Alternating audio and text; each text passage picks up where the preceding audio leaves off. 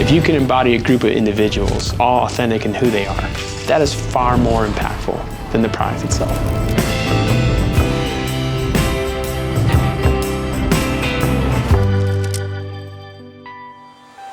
Okay, here we are in beautiful Minneapolis, and this is our course. No playground, no kicker right there. Growing up in the Midwest, stick and ball sports was just life. Mogul skiing was something that scratched the itch. It was a lawless venue in these little small microscopic ski areas. It gave me the breakaway from team sports. It gave me a breakaway from being ranked. Where do you sit in line with your peers? I had never skied a mountain until I was 18. Nobody in my family skied. Every year for Christmas, we'd go to Florida. My love affair with the mountains was driving me west. I wrapped it up in 4 and drove straight to Tahoe. When I drove that pickup truck west, I purposely ripped off the side view mirrors. I'm moving there because my soul is calling me to live there. And lucky me, I show up, and like within the first week of working in the parking lot, I'm like parking Scott Gaffney and Shane McConkey. Within a week, I'm taking a run with them. I still have napkins sewn to my ski pants for patches identifying my knees and symmetry as I ski in moguls. And I'm taking freeride runs with Shane McConkey. Up to that point, I hadn't already become all in on action sports. I was now. The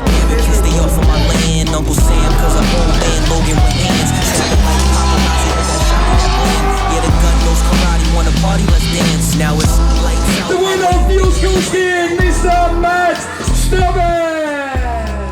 As quickly as I arrived to pursue this dream of being a pro skier, I quickly also realized the importance of starting a company to give me an extended runway. You can only catch tranny so many times until you hit the deck. I would be lying if I didn't come to on a few occasions wondering where I was with, grinds of teeth in my mouth. How'd you land? One ski, then to my back, then to my head.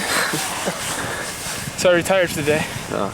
It did start to weigh on me. How long can I last in this sport with such young, aggressive, emerging talent? Big claim to fame, 7th place at the X Games.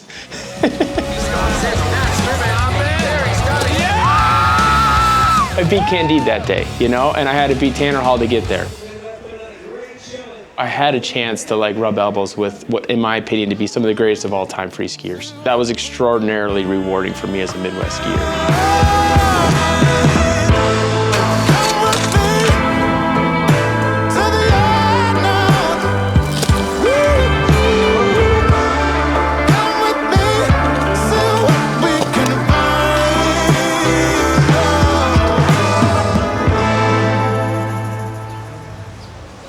There's 3 occupational paths to surviving in Tahoe: hospitality, construction, entrepreneur.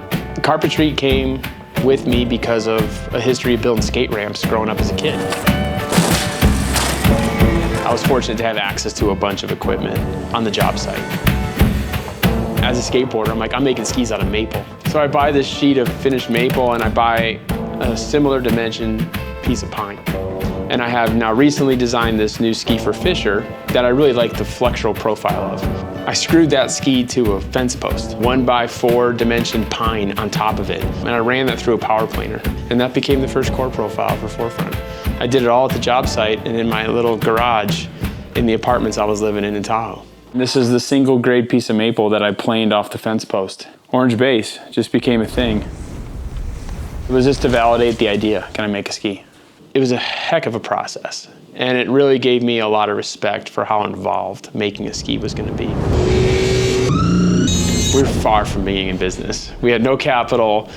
There was no path to be able to replicate what we had made. It took us 6 pairs of skis to make 1 skiable pair, and I was on the only skiable pair. This was the first ski we delivered to the market. So, 2004. Forefront was always about delivering a non-compromised product to market, direct from the athlete's point of view. There's nothing ever more authentic than an individual and their enthusiasm for an activity with a particular product that they use to enhance that activity.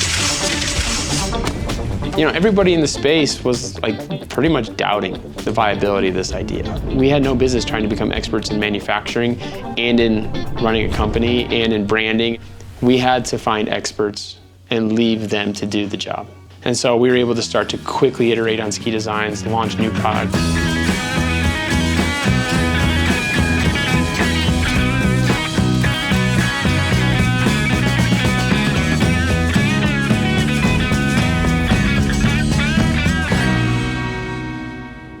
Through the brand, I got to experience winning an Olympic gold medal by kind of selfishly going out and recruiting an athlete and creating a platform for David to build a ski that gave him the tools he needed to fully materialize his abilities. Now granted, I helped make it happen. I was a partner in the act, but alone I wasn't going to be able to ever experience that direct high. And that was extraordinary for me as a business owner to stand in that limelight. That's been part of the plan all along, is to be a collective group where we all draw on each other's strengths.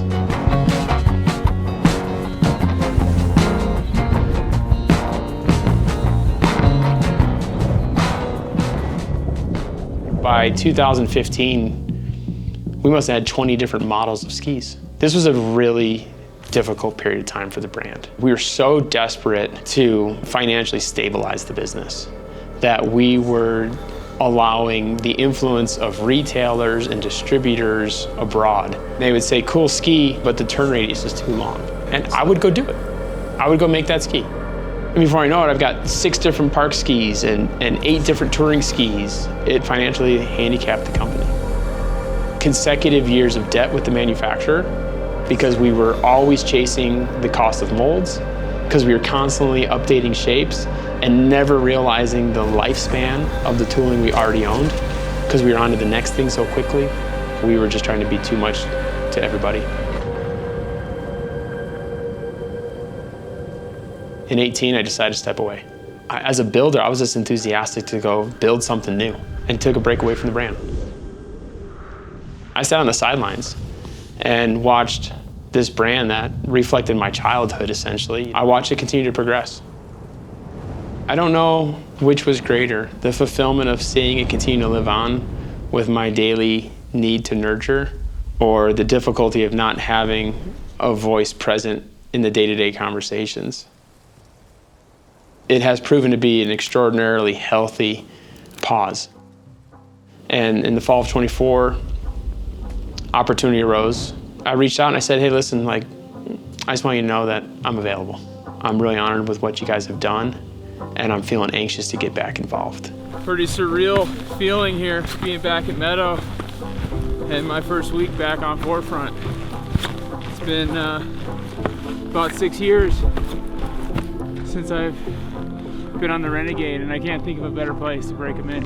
Half my life now, half of my lifetime, I'm 46, has been around this ski brand. It's been a brand that has been rewarding in a lot of unconventional ways. It's easy to measure a business on how profitable it may be. But I would argue that it isn't because of how monetarily profitable it's been, but in terms of how influential it has been in defining who I am as a person and in building the community that now completely encapsulates my entire social network. It is far more than just a ski brand. If you can embody a group of individuals, all authentic in who they are as themselves, and they rally around a brand, or even better, a particular model within that brand, that is far more impactful than the product itself. It's not a lifestyle, it's a breathing, living entity.